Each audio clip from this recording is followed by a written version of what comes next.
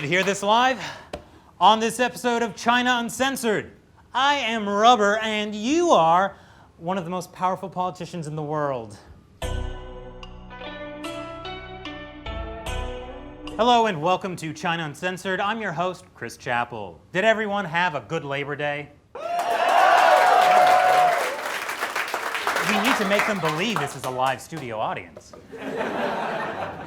I spent my Labor Day at the half-off Ray-Ban sale. But while the rest of America was taking one last trip to the beach, President Obama was hard at work at the G20 summit in Scenic Hangzhou, China. What makes it scenic is that you can actually see it. Unlike other cities in China where you can measure smog by the pound. In fact, the Hangzhou government recently issued a reminder to visitors from other parts of China.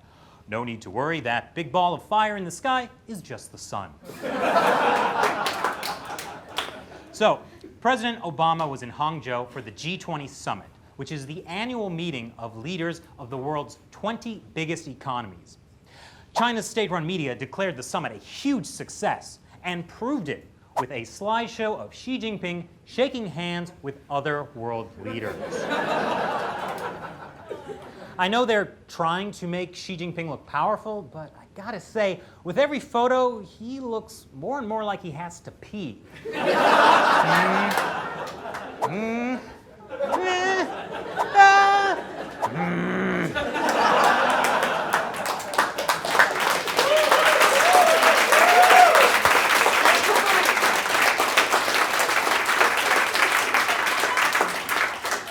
It's because it's Japan.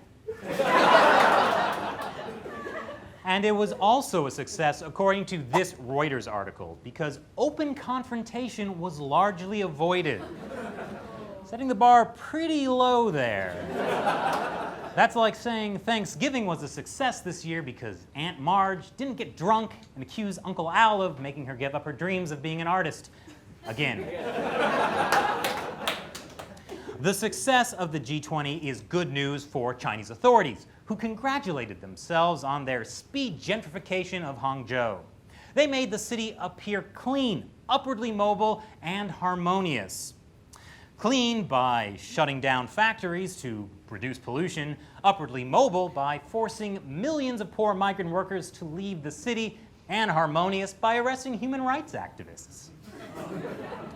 Thereby solving all of China's fundamental problems. After all, if you can't see it, it doesn't exist. Which is the way I approach my student loan debt.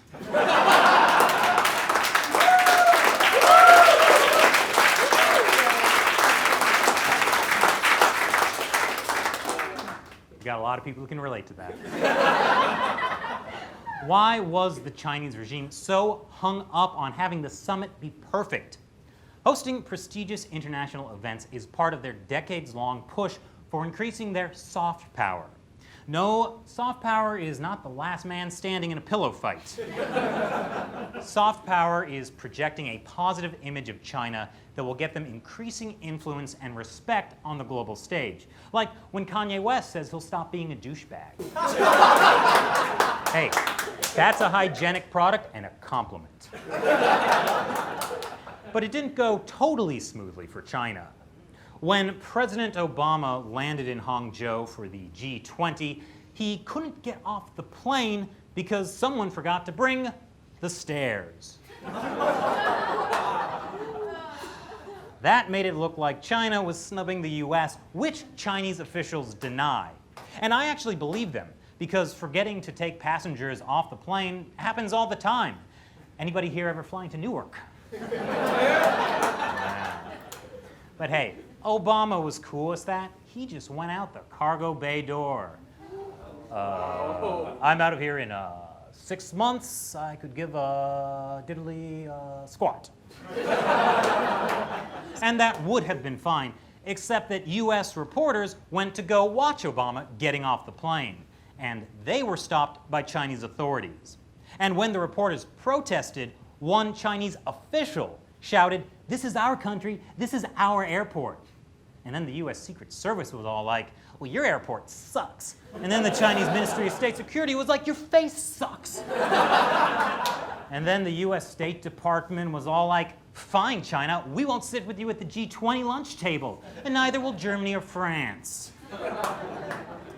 Obviously, that last part was a joke. It would never get that ridiculous. We wouldn't have actual government agencies getting involved. But actually, Chris?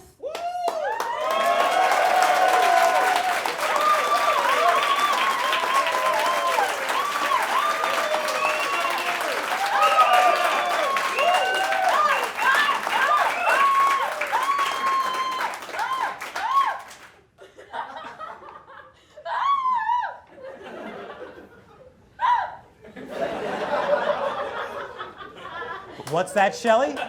Well, the U.S. Defense Intelligence Agency actually did respond.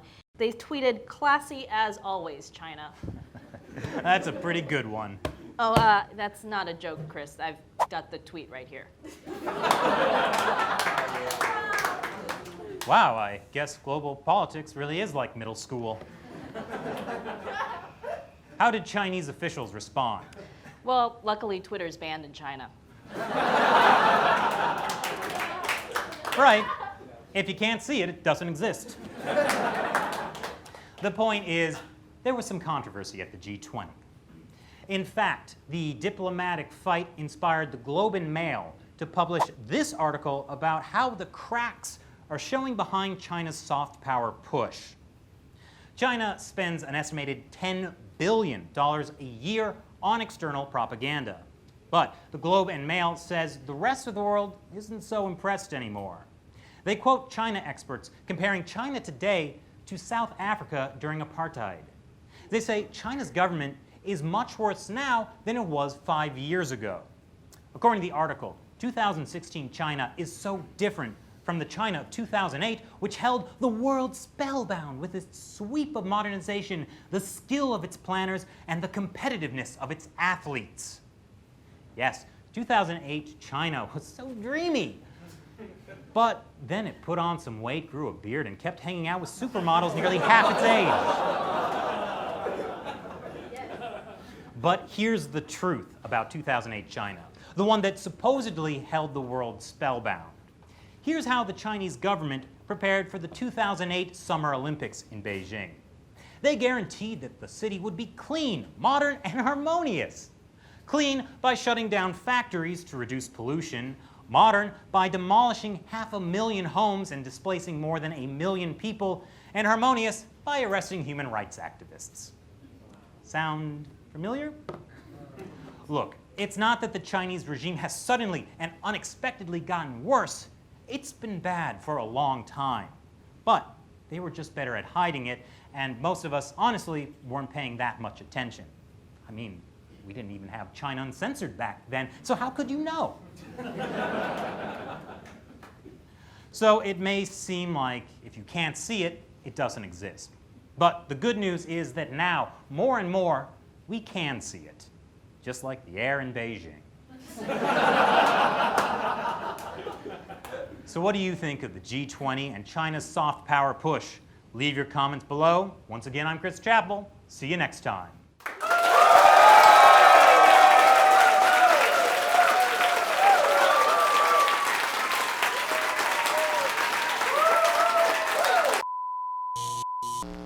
This episode was filmed at the YouTube Space in New York before a live studio audience. The YouTube Space is a set of studios that YouTube provides for free to content creators like me. Now I know, just last week I criticized YouTube for demonetizing my videos for not being advertiser friendly. I stand by that criticism. But at the same time, the YouTube Space here in New York is great, and they've been really supportive. Their staff worked hard to support the Fan Meetup event and this live audience taping. I also want to thank Big Apple Studios, which provided the camera crew, who also did an excellent, well, you judge for yourself.